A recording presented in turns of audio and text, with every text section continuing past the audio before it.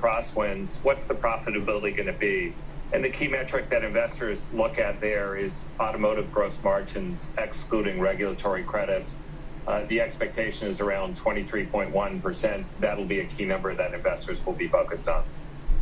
It's every conversation about Tesla right now leads right into competitive threats and whether or not it's going to be Lucid or Mercedes. And I mean competition at scale. Who are your leading candidates for that right now?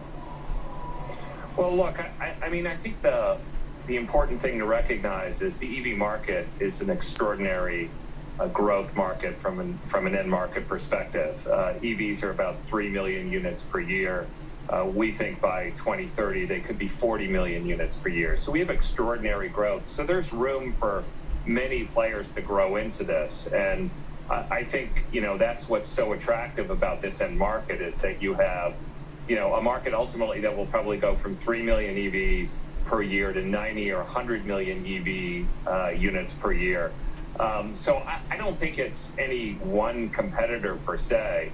It's a collective entry from all the traditional automotive OEMs. Tesla's principal competitors are the German luxury vendors, Mercedes, BMW, and Audi. They're the ones who are the principal migrators from those nameplates to Tesla. They're all coming out increasingly with their own EV offerings. You obviously have new upstarts, including Rivian, who you mentioned. But it's really the question of whether collectively these firms will have enough of an impact, given, again, that you have an extraordinary end market growth.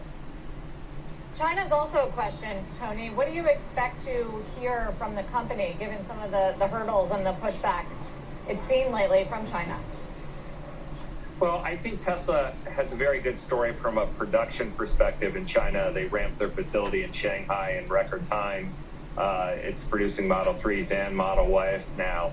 I'm not sure Tesla's really going to weigh in on what they believe consumer sentiment is. And that's really the question is, has consumer sentiment shifted in that country because of some high-profile incidents, both with consumers and with the government also saying that they're nervous about or they will not buy Tesla vehicles for government use, given the fact that they have cameras on board.